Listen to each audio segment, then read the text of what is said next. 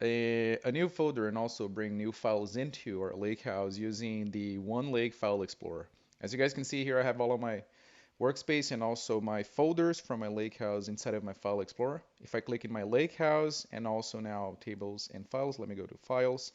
I'll create a new folder called cars. And this new folder I'm going to be bringing from my downloads data, a CSV file called cars into my files folder inside of this folder and copy and paste.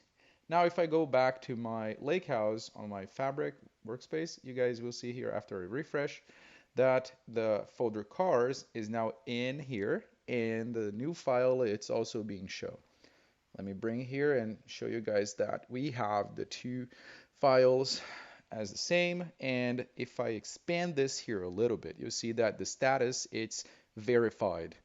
And if I go back, you see that one is coming from the cloud and the other one was pushed to the cloud. As you guys can see here, this is super easy.